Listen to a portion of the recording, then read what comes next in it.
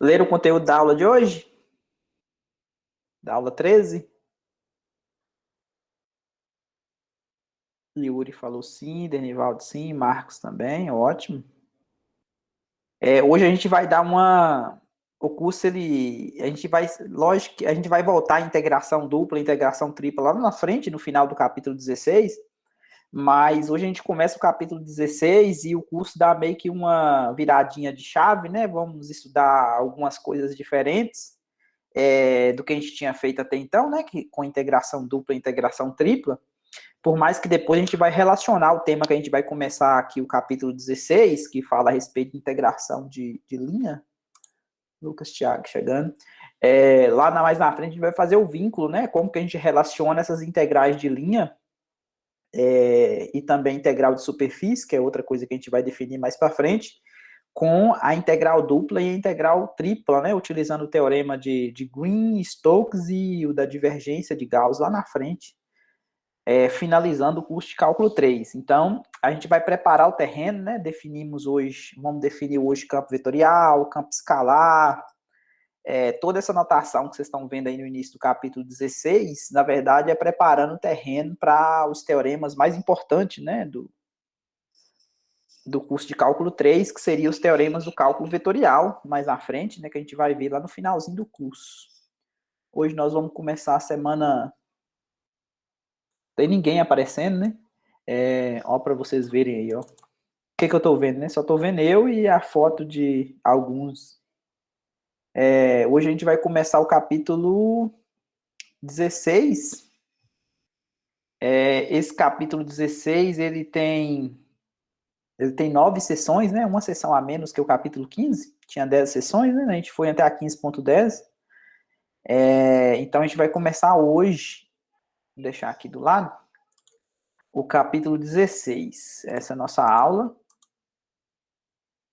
Então, vamos falar hoje a respeito dos começar, né? Campos vetoriais. Na verdade, nesse material que eu estou produzindo, depois eu vou até juntar o capítulo 4 com o capítulo 5, né? O capítulo 5 começa a integral de linha. Na verdade, eu vou pegar esse campo vetorial e escalar aqui e vou jogar como seção do capítulo. Vou mesclar, né, esse capítulo 4 com o capítulo 5 depois. Acho que fica melhor. Então, vamos começar a falar de campos vetoriais e campos escalares. Esse assunto é novo para vocês ou vocês já tinham visto em física, por exemplo? É, a expressão é diferente, né? A gente vê lá, vetores. Vocês estudam campo gravitacional, por exemplo, né? Sim, sim. Chegou a ver por cima, Marcos falando aqui. Então, por exemplo, o campo gravitacional, né, que talvez é o carro-chefe lá, talvez, do curso de física, é um campo, né? É um campo vetorial, gravitacional é um exemplo. José Danilo chegando. É um exemplo dessas funções especiais que a gente vai definir na aula de hoje. Então, no fundo, o que é um campo vetorial, né? Aqui, logicamente, o livro, para poder amaciar tá, o assunto, né? Ele começa colocando umas figurinhas para vocês entenderem o que significa o campo vetorial, né? Depois a gente vai ver que esse campo escalar aqui é parte do campo, são as funções coordenadas que compõem o campo vetorial. Mas para iniciar o estudo, isso aqui vocês vão encontrar lá no capítulo 16 do livro, capítulo 16, a seção 16.1, lá no início, vocês vão encontrar esse assunto aqui no livro do Stuart. Por que eu sempre falo dessa referência aqui? Ó? É porque as notas de aulas, elas não contêm todo o conteúdo do livro. Então, a gente faz um resumo, pega o que a gente acha mais importante, e aí cabe vocês aprofundarem o conhecimento utilizando o livro, lendo exatamente essas sessões que eu indico para vocês aqui no início da aula, onde que está localizado no livro do Stuart. Então, já são que horas? 10:07, 6. Vamos começar. Então, ele começa com um exemplo. Então, que exemplo é isso? Essas duas figuras que vocês estão vendo aqui, ó, elas são de um campo que ele chama campo vetorial de velocidade. O que é essa seta? Deixa eu dar um zoom aqui, para vocês enxergarem melhor essas setas. O que essas setas quer dizer? Essas figurinhas, tem hora que a gente vê até para quem tem costume de assistir Jornal Nacional ou qualquer outro jornal, né? Tem hora que eles falam de massa, de ar frio, para explicar a temperatura, e aparece uma setinha desse jeito, né?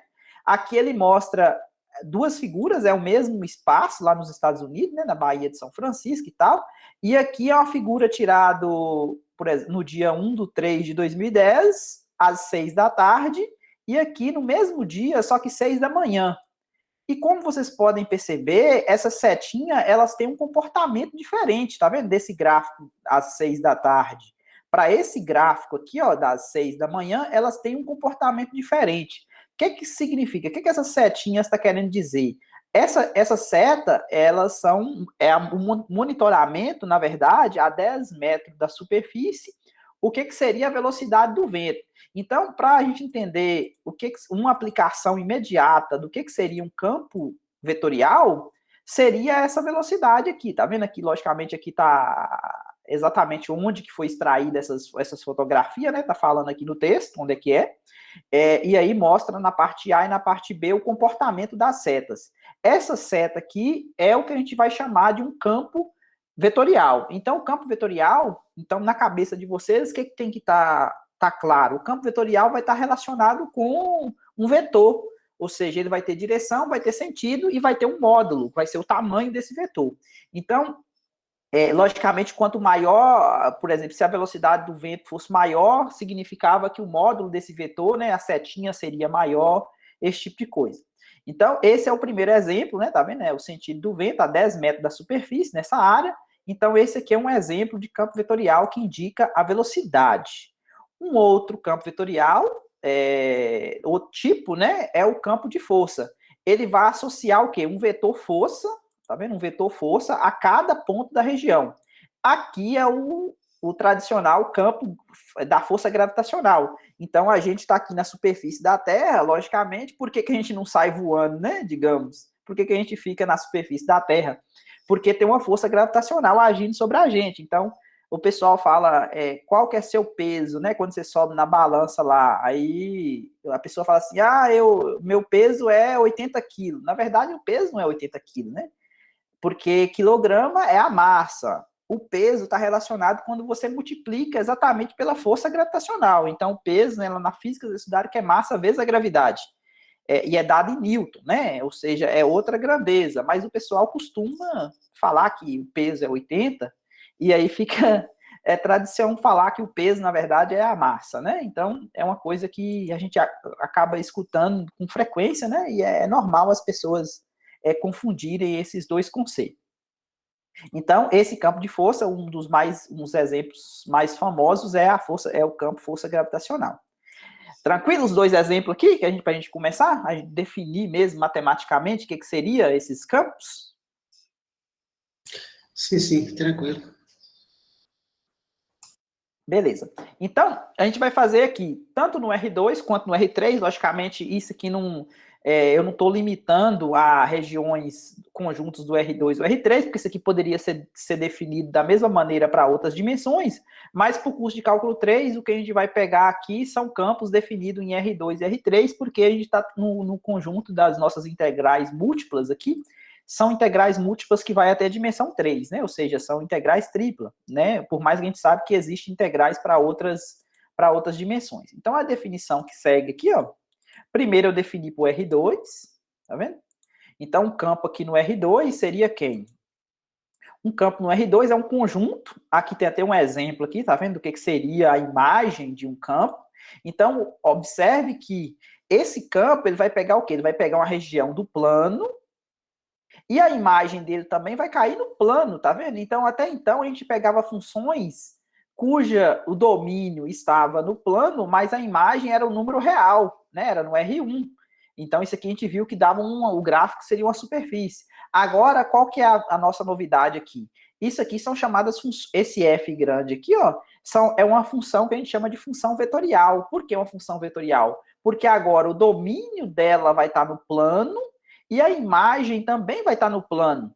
Então, como que a gente enxerga isso? Então, aqui está esse desenho para vocês observarem. Então, para cada ponto, Célio chegando.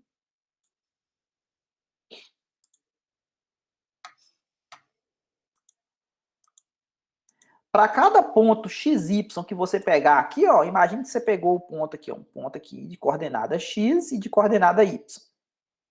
Então, qual que é a imagem dele? A imagem dele é esse vetor, tá vendo? Logicamente, esse vetor aqui, para poder fazer esse vetor em azul, logicamente, isso aqui está relacionado a uma lei de associação que fala que o que é para poder fazer esse vetor, então, possivelmente, eu peguei o quê? Uma coordenada x aqui e uma coordenada y aqui, ó, porque se você pegou o resultante, né, que é a regra do paralelogramo, que vocês aprenderam lá em Gaal, para esse camarada estar nessa direção aqui, significa que você pegou um x negativo, aqui na direção x está negativa, né, vindo para a esquerda, e y positivo aqui para cima para poder ter esse resultante. Da mesma maneira, você pegou um ponto xy aqui, ó, xy, então significa que você vai ter uma componente x positiva e uma componente y também positiva para poder ter esse resultante aqui, ó. Da mesma maneira que você pegou um y negativo, um x negativo, teve esse resultante aqui, ó. E assim vai, né? Sempre dessa maneira, pegando os resultantes, é a regra do paralelogramo. Então, isso aqui, esses vetores em azuis, são exatamente a imagem do meu campo vetorial. Ficou claro? O campo vetorial bidimensional, dimensão 2?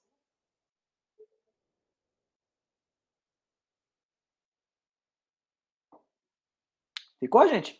Marcos falou que sim, Yuri também. Se tiver alguma dúvida, pode falar, mas é bem tranquila a aula de hoje, não tem nada de diferente assim na aula de hoje, não. É bem mais conceitos e bem tranquilo. Posso nem reclamar, né? Pode não, pois pode? É bem tranquila a aula de hoje.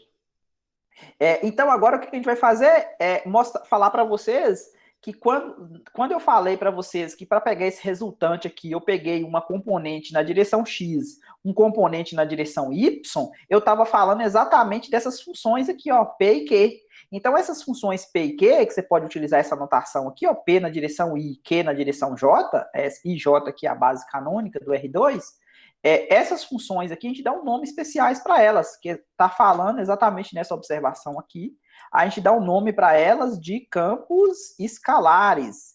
Então, um campo vetorial, ele é composto por funções escalares, tá vendo? Ou também chamado de campos escalares, que compõem os campos vetoriais. Então, como distinguir um campo escalar? Então, o campo escalar P aqui é algo que vai do R2 para R, né? Ele cai em R1. O Q também, ele sai de R2 e cai em R1. Agora, quando você pega o paraordenado PQ, aí, logicamente, ele vai cair no R2, porque são as componentes P na direção I e Q na direção J, que vai fazer exatamente o quê? Vai fazer exatamente as coordenadas do campo vetorial. Ficou claro? As funções escalares ou campos escalares? Sim. Beleza. Então, agora o que eu vou fazer? Eu vou replicar esse mesmo conhecimento que a gente adquiriu no R2 para o R3. Agora eu vou mudar, tá vendo? Eu vou pegar agora um conjunto, uma região tridimensional, né? Uma região cúbica. Então, o campo vetorial definido no R3 vai ser, da mesma maneira, uma função vetorial que vai associar um ponto agora com um vetor no espaço. Então, é bem tranquilo o conceito também, tá vendo? Você pegou um ponto XYZ, que é esse camarada aqui, ó. Ele tem coordenada, ó, ele tem coordenada X, né? Imagina que a projeção dele no chão aqui é o ponto inicial dele aqui, né? X, Y e Z. E aí você associou essa imagem. Para ter essa imagem aqui, o que acontece? Eu vou precisar de 3 componentes, não vou? Para poder fazer o vetor resultante, eu vou precisar tanto alguém na direção X, alguém na direção Y e alguém na direção Z, para poder fazer o quê? Para poder fazer a regra do... Eu vou chamar aqui a regra do paralelepípedo, beleza? Seria a diagonal do paralelepípedo. Eu acho que na literatura não tem nesse nome, não, mas é só para vocês lembrarem da regra do paralelogramo. Porque no plano, como você soma 2 vetores, você pega o quê? Você pega a regra do paralelogramo, não é? Pega os resultantes e tal, e faz a soma. Aqui, como está no espaço, eu vou chamar a regra do paralelepípedo, porque aqui vai ser uma caixa, né? De dimensão 3, né? E aí o camaradinha vai sair daqui e vai vir para cá, né? Vai estar aqui nessa diagonal. no espaço. Isabela chegando. Ok, gente? Então, a regra do paralelepípedo, depois vocês dão uma conferida, vê se alguém fala, acho que no livro não fala esse nome não, mas é só para vocês entenderem o que eu estou querendo dizer aqui. Então, aqui eu vou ter a imagem vai ser esse vetor aqui, logicamente, para poder fazer ele, eu vou precisar das 3 componentes, né? Eu vou precisar de uma componente na direção I, uma componente na direção J e uma componente na direção K. Essas componentes são exatamente as funções escalares ou os campos escalares. Então, agora o P, o Q e aumentei a letra R são funções ou campos escalares que vai sair do R3 e cada uma delas vai chegar em R.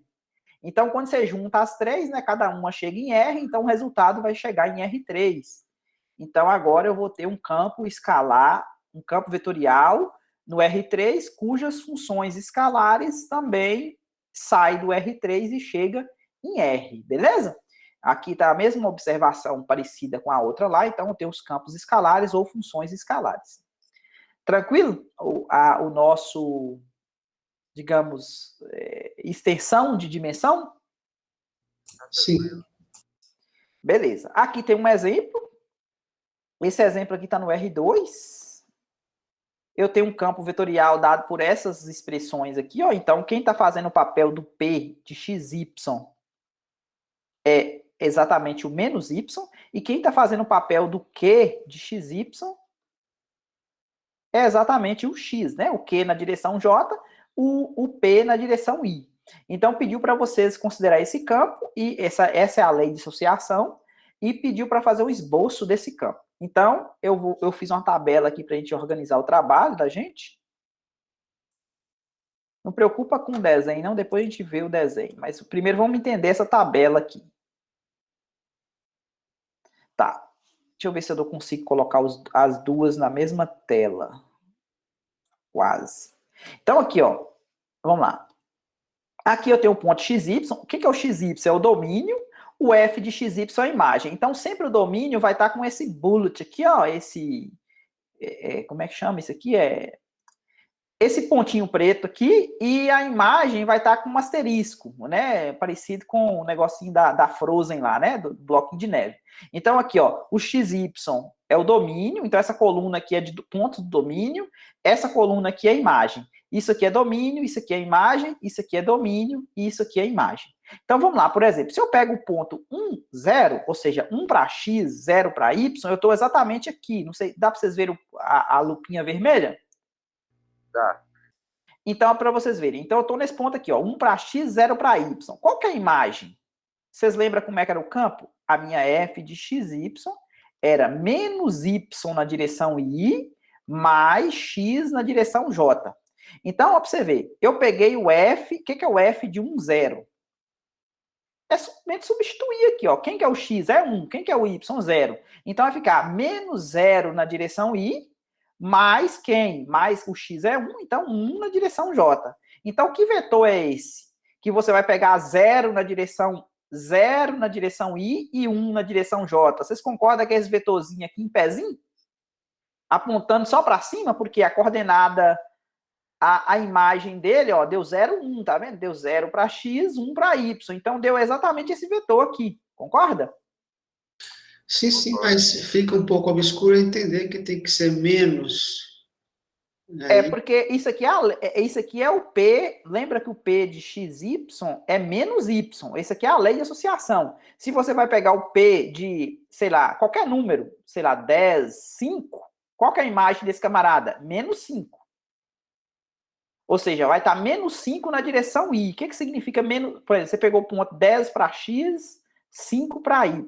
Você está nesse ponto aqui, ó. Então, qual que é a imagem desse camarada aqui? Ó, a coordenada é o quê? Na direção I, ela vai valer menos 5. Então, significa que ela é menos 5. Então, você vai andar 5 unidades para a esquerda aqui, ó. Na direção I. E quem que é o restante da conta? Mais X na direção J. Então, mais 10, né? Na direção J. Que seria o Q de 10, 5. Quem que é o 10 de... O Q de 10, 5? Seria 10 na direção J. Então, significa 10. Então, 10 seria o quê? Um vetor aqui para cima. Então, qual que é o resultante? O resultante vai ficar aqui, ó. Tranquilo? Esse aqui vai ser o F de quem? De 10, 5, a imagem. Ficou claro? Sim, sim. Então, vamos dar uma apagada aqui para poder não conturbar o desenho. Então, ficou claro, então, o primeiro desenho. Então, a imagem do 1, 0 deu 0, 1. A imagem do menos 2, 2. Então, vamos pegar o ponto menos 2 para x. Vamos pegar um ponto que está aqui nesse quadrante aqui. Eu não vou fazer todos eles. Vamos fazer esse aqui, ó. 2 para x, 2 para y. Concorda que é esse ponto aqui, ó? 2 para x, 2 para y. Esse ponto, 2, 2. Qual que é a imagem do 2, 2? O que é o f do 2, 2? É menos 2 na direção j, não é? É o y na direção j, mais o x, que é 2 também. Opa! É o menos y na direção i, mais o x na direção j. Não é assim a lei de associação? Menos y na direção i, mais o x na direção j. Então, por isso que deu o quê? Deu menos 2, tá vendo? Menos 2. Menos 2 é exatamente esse vetor aqui, ó. Menos 2. Na direção I. E 2 positivo na direção J. Então, quando você pega o resultante, então por isso que o resultante deu aqui, tá vendo? A imagem deu esse vetor, o F de 2, 2. E assim você vai construindo todos os pontos. Tá vendo que aqui eu fiz 4, 8, 12 pontos para vocês pegarem como parâmetro. Calculei a imagem de todos eles, sempre utilizando a fórmula menos y na direção I, mais x na direção J. Beleza? Utilizando essa lei aqui. Com isso, o Vitor Oliveira chegando, com essa tabela, você preenche esses vetores aqui, essa circunferência aqui eu coloquei por conta própria, para vocês perceberem o que está acontecendo. Esses vetores, parece que eles estão tangenciando circunferências cujo raio da circunferência é exatamente o módulo do vetor posição. Porque, ó, para vocês verem aqui, ó, imagina esse ponto aqui, ó, esse ponto aqui, ó, esse ponto aqui é o ponto 1, 0, não é? 1 para x, 0 para y. Qual que é o raio dessa circunferência? O raio é 1. Tá vendo? Esse ponto aqui, ó, 2, 2. Qual que é o raio dessa circunferência? Concorda que o raio dela é raiz quadrada de 8, né? Porque seria 2 ao quadrado, seria um cateto, mais o outro cateto. Então, qual que é a posição desse ponto? É 2, 2. Qual que é o módulo do ponto 2, 2, né? Do vetor dado pela coordenada 2, 2? É exatamente o raio da circunferência, tá vendo? Então, significa que esses pontos, para esse campo, os vetores desse campo gerado por essa lei de associação, parece que elas são o quê? Elas são vetores tangentes à circunferência, cujo raio da circunferência vale exatamente o módulo do vetor posição. O que é o módulo do vetor posição? Seria o módulo do ponto onde o vetor nasce. Tá vendo? A imagem do ponto 3, 0. Qual que é a imagem do ponto 3, 0? O F de 3, 0 vai dar exatamente o quê? Vai dar exatamente 3. Por quê? Porque vai ser 0.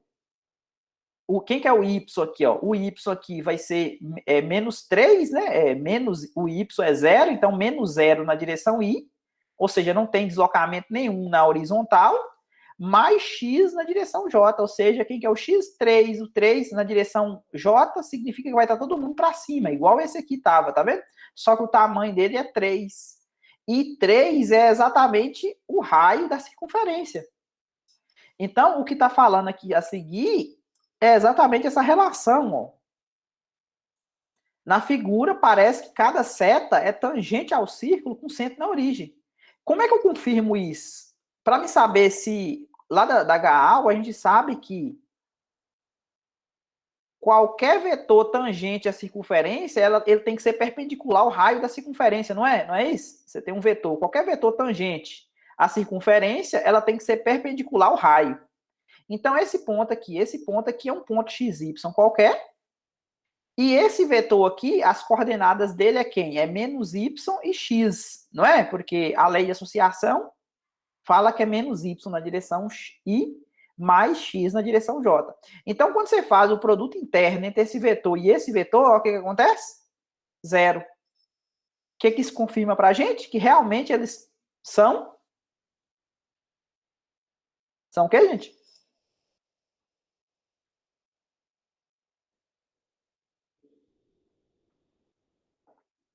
Entenderam, não? Que silêncio, que medo de falar, tangencial? Então, eles são perpendiculares, né?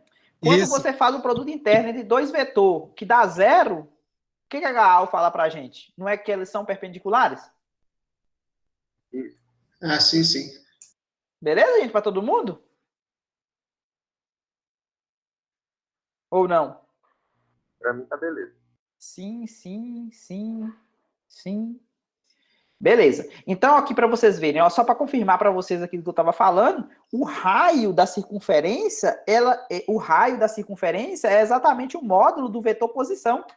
Então, aqui, se você pega, por exemplo, essa circunferência aqui, ó, essa de raio, essa aqui do meio, né? Tem uma, duas, três circunferências desenhadas. A segunda, qual que é o raio dessa circunferência? O raio da circunferência é exatamente esse aqui, ó.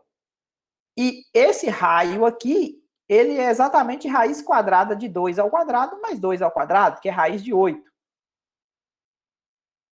Ele é exatamente o módulo do vetor posição. O vetor posição é exatamente... O vetor posição, ó, onde inicia o vetor é exatamente 2, 2. Né? Onde é que começa aqui, ó. Então, significa que esse camarada aqui, ele é perpendicular, ou seja, o vetor tangente, ele é perpendicular ao raio da circunferência. E o raio da circunferência, ele tem o tamanho exatamente a norma do vetor posição. É o que está falando na observação. Então, esse campo ele é interessante por causa disso. É uma característica a mais, né? Ele vai ser tangenciar uma circunferência, cujo raio da circunferência é exatamente o módulo do vetor onde ele nasce. Tranquilo, gente? Tranquilo. Tá tranquilo, professor. Beleza. Então, agora mais um exemplo. Esse próximo exemplo aqui, ele não tem conta, só para mostrar para vocês onde aparece também mais. A gente vai chegar num campo interessante aqui, que é o gradiente, né, no final da aula de hoje. Mas aqui é só para mostrar para vocês. Essas linhas ficam aparecendo. Deixa eu ver se eu consigo tirar elas. Elas aparecem sim. Aí, toda vez que eu subo desse, ela some. Aparece em outro lugar. Então, aqui o exemplo 4.2. Aqui tem um tubo de escoamento de um líquido, então você poderia pensar no campo de velocidade no escoamento de um determinado líquido. Então, tá vendo que o tubo, ele é mais estreito, depois ele enlarguece um pouco. Então, dependendo da lei de associação desse V aqui, ó, nesse cano que tem esse formato, você poderia pensar essa seta que aparece aqui, ó, como sendo a velocidade de um líquido, por exemplo, escorrendo, né, através de um cano desse jeito. Então, essa veia aqui tem a possibilidade de mostrar para vocês como que seria a velocidade desse escoamento através desse cano, né? Como é que seria esse fluido descendo nesse cano. E agora a gente chega, talvez, num dos campos mais estudados, né, talvez, seria o campo gradiente. Esse campo gradiente é interessante por quê? Porque lá no curso de cálculo 2, a gente estudou toda a função que é de 2 variáveis ou 3 variáveis, as derivadas parciais dessa função, ela desempenha um papel importante. Por quê? Porque o vetor gradiente que a gente estudou lá no curso de cálculo 2, ele era exatamente um vetor formado, suas coordenadas eram exatamente as derivadas parciais da função. Então, aqui no curso de cálculo 3, como eu tenho o meu campo, né, uma coisa saindo do R2 e chegando do R2, então, por que não pegar a lei de associação desse campo como sendo exatamente o gradiente de uma função f pequena? Porque uma f pequena, a gente de R2 em R, que é a função que a gente estudou lá no curso de cálculo 2, essa função, z igual a f de xy, ela tem 2 derivadas parciais e o gradiente dessa função,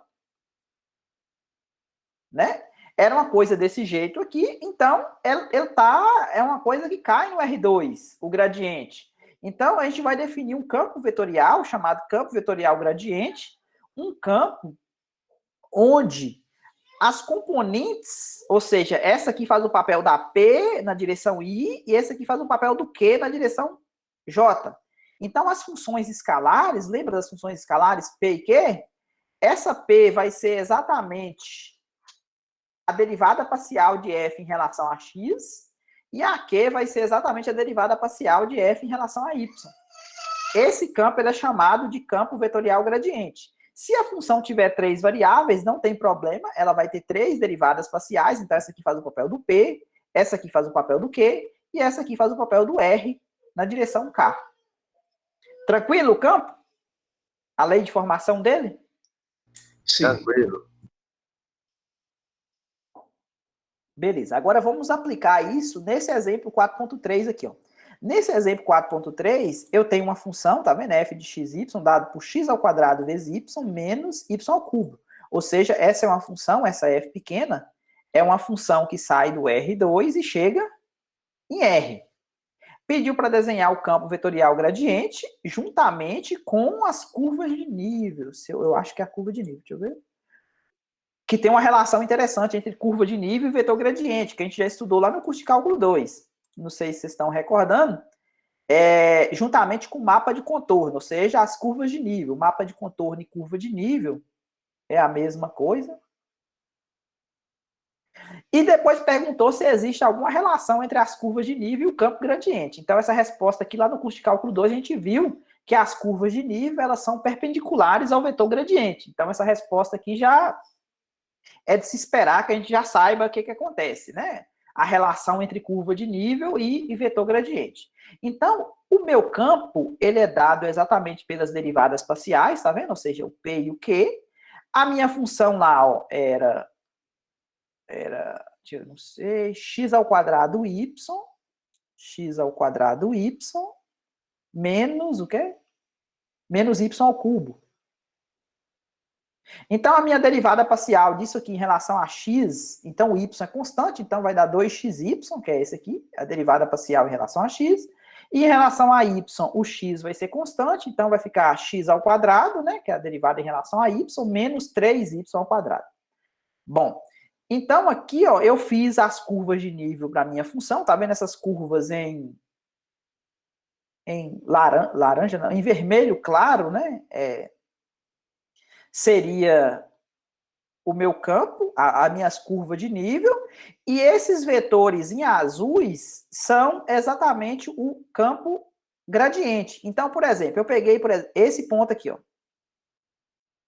que é o gradiente de f aplicado no ponto 0,1? Ó, de acordo com o que a gente viu aqui, ó, qual que é? 2 vezes x vezes y, então esse aqui é o x, esse aqui é o y. Então, 2 vezes 0 vezes 1, então deu 0. Deu 0 na direção i, mais x ao quadrado. Quem que é x? 0 ao quadrado, menos 3 vezes 1 ao quadrado. Então, menos 3 na direção j. Então, deu o vetor o quê? 0 na direção i e o vetor menos 3. Então, por isso que ele está desenhado aqui, ó. 0 menos 3 é exatamente esse vetor aqui, ó.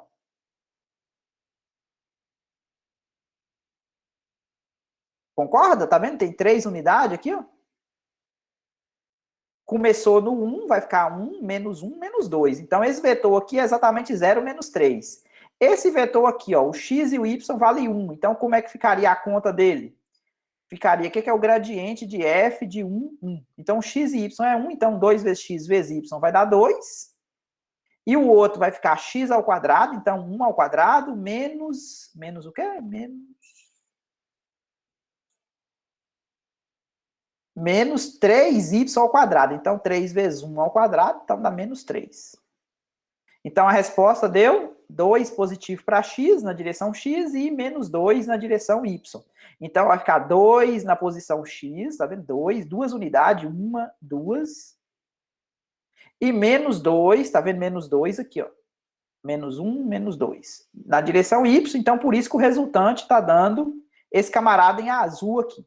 Pronto, e assim, é só para mostrar para vocês alguns, os outros que estão desenhados na figura, se você fizer a conta, né, trocando o x pelo ponto que você está calculando aqui, né, colocando x e o y, as coordenadas do menos 1, do 1, por exemplo, você vai encontrar esses vetores. Aí, quando você desenhou ele juntamente com a curva de nível, olha o que aconteceu. Essa aqui é a curva de nível, essa aqui é uma curva de nível. Esse vetor aqui, ó, ficou... Dá para ver que ele é perpendicular, tá vendo? Esse aqui também. A curva de nível aqui, ó, esse aqui também, dá para ver que é perpendicular. Esse aqui é perpendicular. Vou colocar o laser, acho que fica melhor para poder enxergar. Esse aqui também dá para ver que é perpendicular, tá vendo? Esse aqui dá para ver que é perpendicular. Se você escolher qualquer outro ponto, sei lá, escolhesse, por exemplo, aqui, ó, menos 1,5 e menos 0,5. Você vai ver que o vetor que você vai conseguir, ele vai ser perpendicular a essa curva aqui, ó. Então, era de se esperar, tá escrito aqui, a relação é de perpendicularidade entre as curvas de nível, na verdade, entre o vetor tangente e a curva de nível, que a gente sabe que se você pegar, igual eu falei para vocês, se você pegar um ponto aqui, ó, você vai conseguir o quê? Vai conseguir um vetor, sei lá, talvez para cá ou para cá, não sei como é que vai ser ele.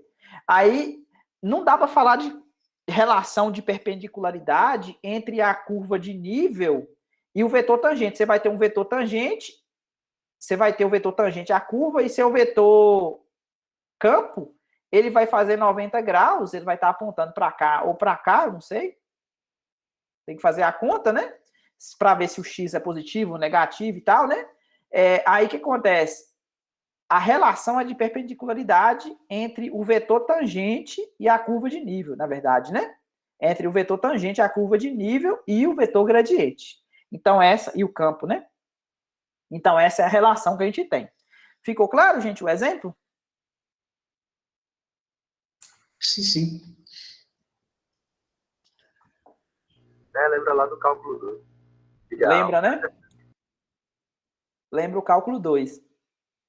Aqui tem uma observação que a gente vai guardar para o resto do curso, ela é importante, é um conceito, na verdade, que a gente vai falar a respeito de campos vetoriais conservativos. O que significa um campo vetorial ser conservativo? Um campo, ele é conservativo, ou seja, esse F aqui, ó, ele é conservativo, se esse F for o campo gradiente de alguma função F. Essa função pequena f, a gente dá um nome para ela especial, a gente dá o nome dela de função potencial. Então, se você tiver uma função potencial, fez o gradiente dela, ou seja, calculou as derivadas parciais, calculou o vetor gradiente dessa função. Se isso coincidir com as funções escalares do campo vetorial f, então significa que a gente pode falar que esse campo f ele é conservativo. Ficou claro o conceito dessa observação aqui?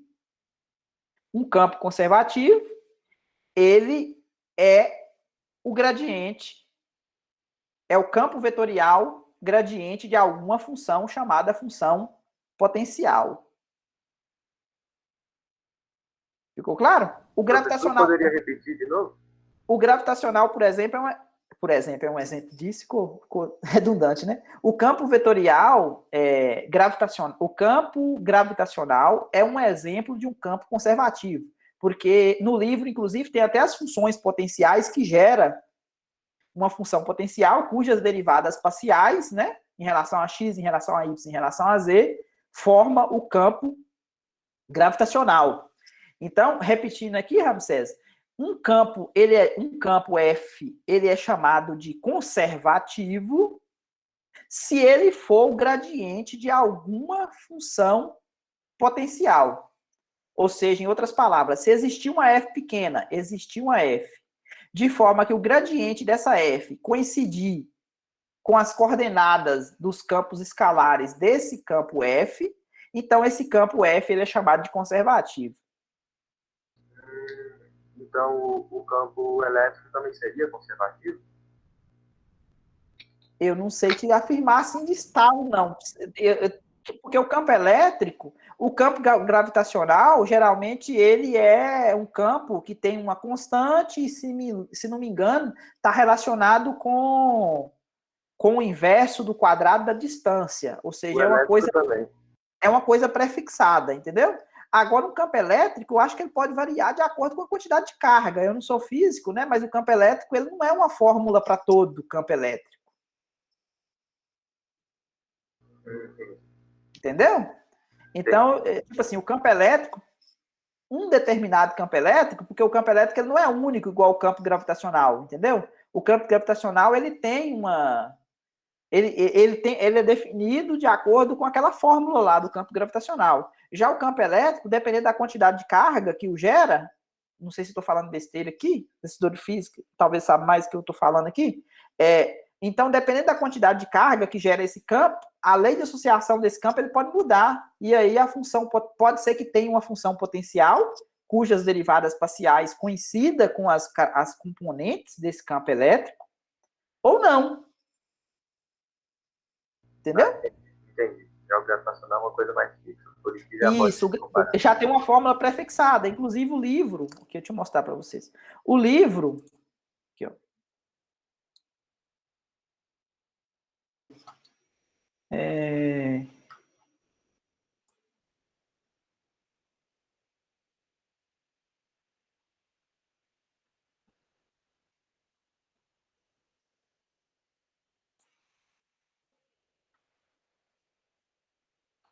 Aqui, tá vendo? O F.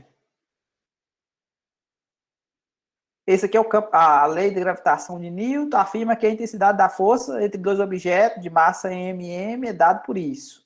Então, o campo gravitacional, tá vendo? Ele é dado por isso aqui, ó. Na verdade, não é bem o quadrado. A fórmula é essa aqui, tá vendo? Essas são as componentes. Deixa eu aumentar um pouco aqui, ó.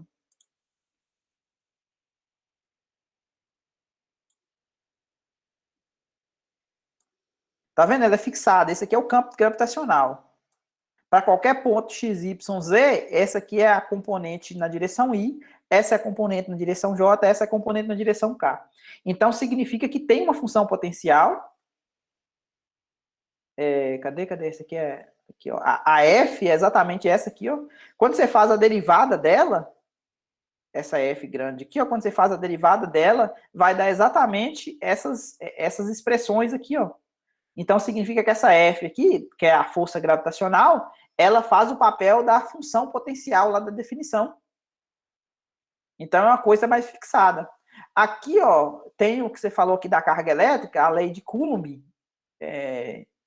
Também acho que é uma coisa, nesse caso aqui, gerou um campo elétrico fixado por essa equação.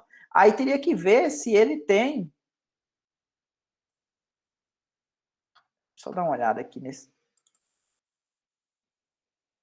Aqui os campos... Aqui, tá vendo? Você tem essa função aqui é a função potencial que gera as derivadas parciais dela, gera exatamente as componentes do campo gravitacional. Então, ele é conservativo, porque ele é igual o gradiente de uma função potencial.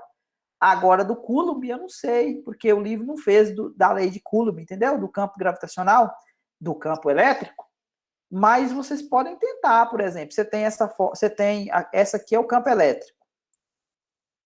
Tá vendo? Aí você tem que procurar uma função, tipo essa aqui, ó, cujas derivadas parciais volte nesse aqui, entendeu? Talvez seja, viu? Porque é bem parecido, não é? E essa dependência do gradiente? Então, nem todo campo vetorial, ele é, como é que fala? Nem todo campo vetorial, ele tem que ser conservativo. Entendeu? Um especial é esse que a gente está estudando, entendeu? Ele é conservativo, isso aqui vai... Quando a gente estiver estudando integral de linha, a gente vai ver que a integral de linha é sobre um campo conservativo, a integral vai zerar, vai ter algumas propriedades legais para a gente poder estudar quando o campo é conservativo. Agora, quando o campo não é conservativo, aí já é outra história. Odomiro, Oi, você falou que vai zerar em alguma opção? Isso. As integrais de linha, por exemplo, elas vão ter questão de simetria, dependendo da fronteira. Vai ter um monte de propriedades mais na frente que vai envolver campo. Se o campo vetorial for conservativo, vai nos ajudar em diversas situações.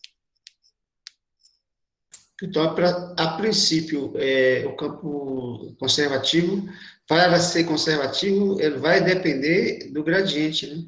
ele tem que ser, o campo ele é conservativo se as suas componentes forem as derivadas parciais de uma determinada função. Ou seja, se existir uma função f pequena chamada função potencial, cujo campo gradiente, ou seja, o campo gradiente é formado pelas derivadas parciais dessa função potencial, se isso aí coincidir com a lei de formação do campo.